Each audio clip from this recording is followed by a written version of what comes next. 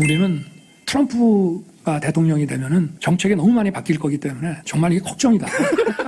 특히 유럽이 좀 심하고 또 아시아 쪽에서도 걱정하는 지도자들이 많습니다.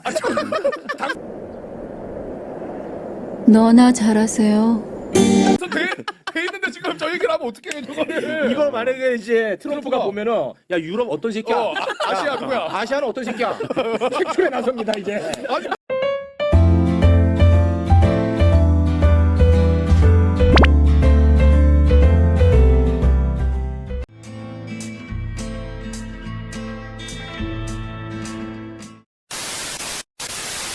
네. 트럼프 대통령이 이 전쟁을 오래 끌 리가 없거든요. 김공현이 얘기했죠. 예. 네, 돈 드는 거 안 한다. 아니 근데 바로 오늘 무기 보낸다. 무기 지원을 이렇게 얘기를 하는 건 도대체 이게 상황 파악이 전혀 안 돼 있는 거예요 지금. 그러니까 돌아가는 정무가 또 매우 떨어지고 저는 트럼프가 됐기 때문에 남북 관계도 지금 굉장히 변수가 많아졌어요. 네네.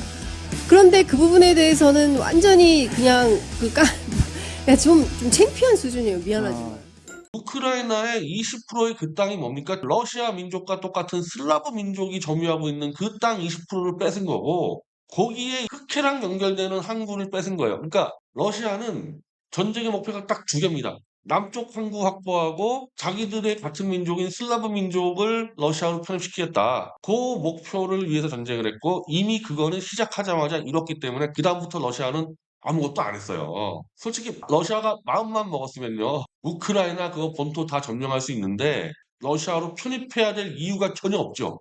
거기서 멈춰버린 겁니다. 러시아는. 그러면 그 2년 동안 무슨 짓을 했냐? 우리랑 이 미국과 서방은 이미 전쟁은 끝났는데 젤렌스키한테 돈을 마구잡이로 퍼줍니다. 마구잡이 100조씩 퍼줘요. 100조씩 퍼줘요. 100조 정도는 퍼줘야 하지만 러시아하고 일단은 물량이 대등하게 되니까 그 100조 가지고 젤렌스키 뭐 했냐? 해먹었어요 자기가. 그 돈 가지고 우크라이나가 러시아가 뺏은 영토를 다시 탈환한 게 하나도 없습니다. 그냥 소공에다 갖다 쏘고 그냥 그거 젤렌스키가 꿀꺽 해먹은 겁니다. 계속 꿀꺽 해먹다 보니까 야 이거 뭐냐? 트럼프의 공화당이 문제 제기해서 100조씩 주던 거를 올해 40조로 또 줄어든 게 된 겁니다. 그리고 이제는 끝! 더 이상 줄 수 없다. 우크라이나는 전쟁을 할 돈이 없는 거죠. 전쟁할 돈이 없는 상태죠. 국제호구 윤석열이에게 너 무기 다 가져와. 너 한국까지 다 가져와. 왜? 서방은 안 움직이니까 이제 서방은 독일이랑 프랑스 돈 없다. 우리 안 되겠다. 안 돼. 우리 못 하겠다. 바이든 네가 알아서 해. 그러니까 바이든이 이쪽으로 해서 야 윤석열 호구 네가 알아서 해. 이미 끝난 전쟁에 지금 대한민국 세금하고 대한민국 군인들을 밀어넣겠다는 게 윤석열이에요, 지금 이게. 어쨌든 러시아가 서방으로 진격을 했기 때문에 여기서 러시아가 또다시 서방으로 진격하는 건 그건 불가능하죠. 최소한 10년 이상은 러시아는 서쪽으로 진격 못합니다. 이미 우크라이나에 있는 그 땅 20% 뺏은 걸로 끝난 거예요. 여기서 서방으로 더 진격 못해요. 동남쪽으로 가겠다는 얘기잖아요. 북한하고 같이 동남쪽으로. 이렇게 되면요. 지금까지 우리가 알고 있었던 한반도 동북아 정세는 완전히 바뀌게 되는 거죠. 한반도 동북아 정세 얘기할 때요. 러시아 군대가 동북으로 들어온다는 거를 얘기한 적이 한 번도 없습니다. 러시아도 그럴 계획도 없었고 애초에.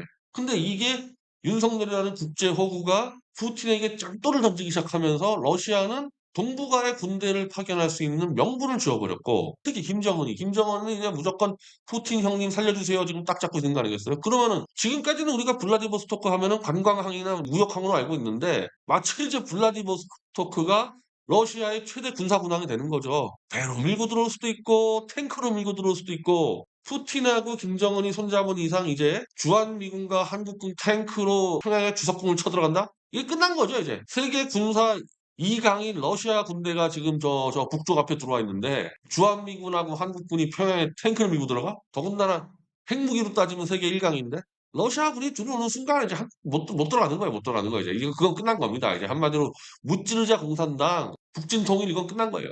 그걸 누가 만들었냐? 윤석열이라는 국제호구가 만들어줬습니다. 그럼 경제 정책은 어땠을까요? 무역 흑자가 올해 역대 최대를 기록했지만 고물가, 고금리에 짓눌렸던 서민 경제는 여전히 얼어붙어 있고 2년 연속 수십조 원씩 세수에 구멍이 나며 정부가 풀 돈도 부족하다는 게 문제입니다. 이어서 박윤수 기자입니다.